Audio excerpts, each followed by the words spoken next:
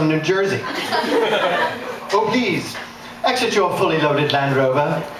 Have an iced chai latte, and sit here among these chairs we have arranged for you in this area of refuge.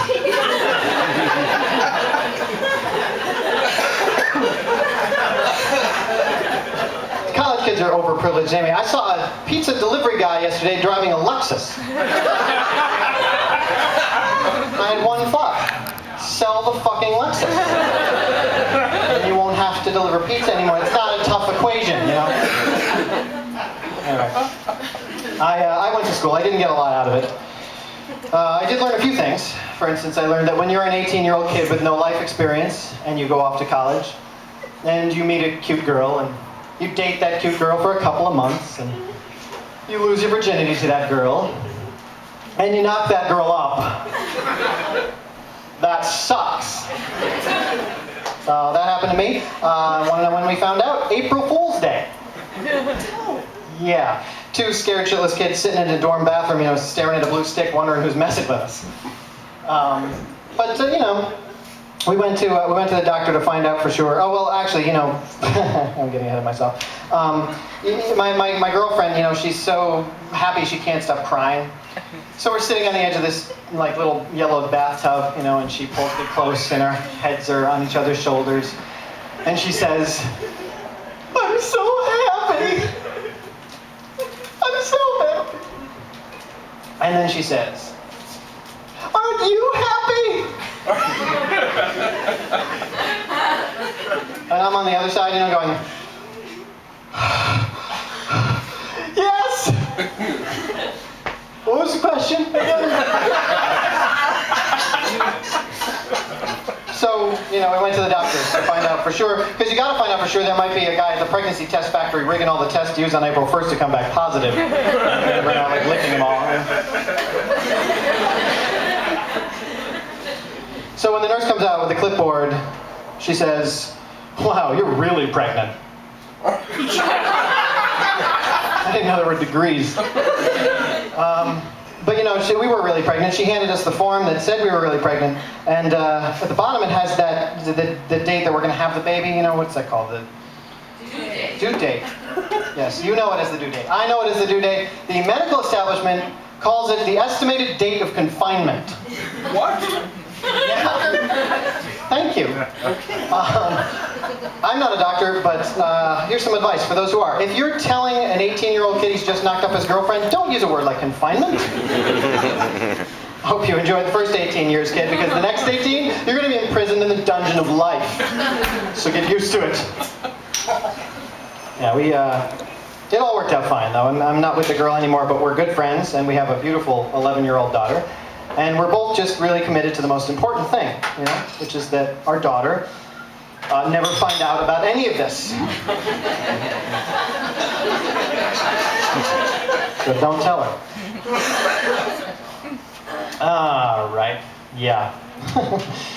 I've been single for most of my life. And I have something to say on behalf of all the single men of the world. I think attractive married women should have the common decency to let their looks slide. It's not fair to the rest of them. It's like walking around a store where nothing's for sale.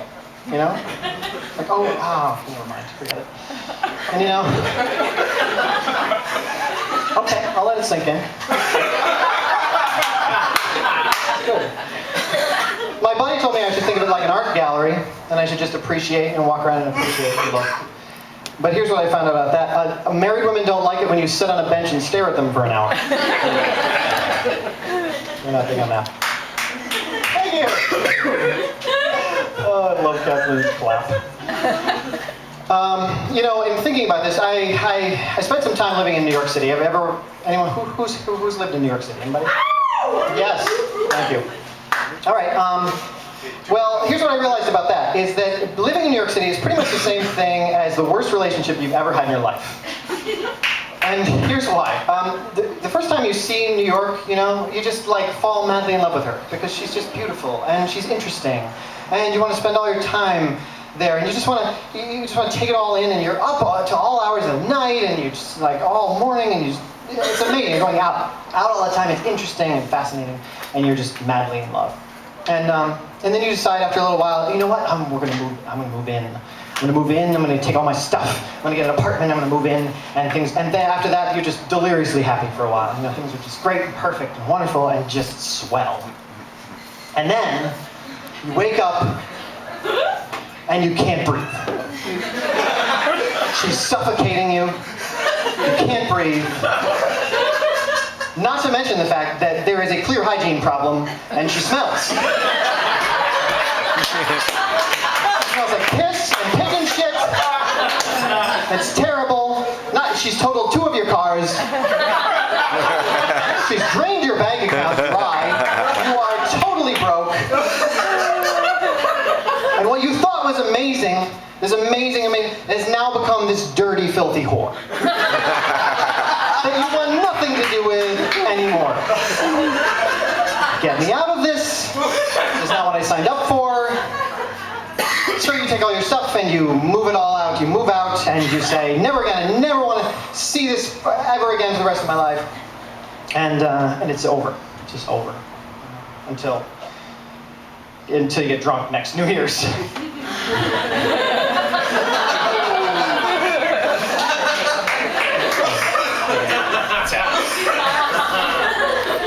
So I moved back from New York to Vermont, and I have 2 cats where I live right now, and cats just do the strangest things and confuse the hell out of me. Like, for instance, you change the cat box in your house, and what's the first thing they do?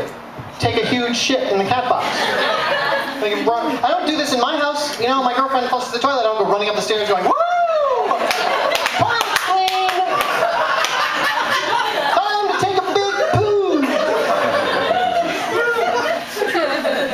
You know?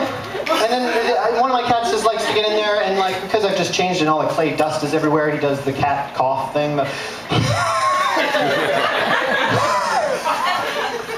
Which is another thing I don't do in my house. Oh, Jesus Christ! I can't breathe in here. It's amazing. But, you know, and cats, and they do this other thing, where, I don't know if your cats do this, but mine do, where they eat out of the cat dish and then they run over and obsessively scratch the floor next to the cat box. Anybody? No? All right. Well, mine do. And there's something missing. Because, you know, it's like they know that the food and the poop are somehow connected.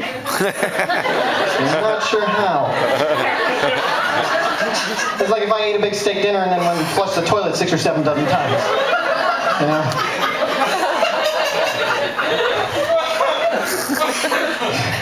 All right, easy now. Somebody's losing a lung out there. You know, there's a lot of stuff that confuses me. Meteorologists confuse me. I have 2 friends that are meteorologists, and one of them is on the radio. And I just can't help but think, every time he says the word meteorologist, I hear meteorologist.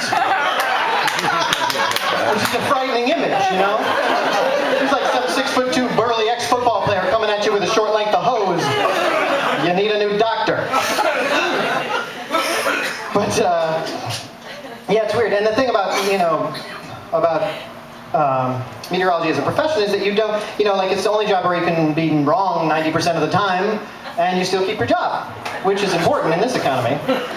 And they just, you know, like, but they don't want us to know this. They don't want us to know they don't know what the hell they're doing. So every day is, like, it could be a 3-day forecast, it's the same thing, but every day is different. We're going to have patchy fog rolling in the morning on Monday, and then we're going to have freezing rain, and then on Tuesday we're going to have rain freezing with a patchy rolling fog, and then on Wednesday we're going to have a short break in the morning, where there'll be 3 beams of sunlight and still rainbow, and then it's going to go cloud up back again. You know what? Shut up, okay? I can give you that forecast in 10 words or less. The weather will suck for 3 days. Stay inside.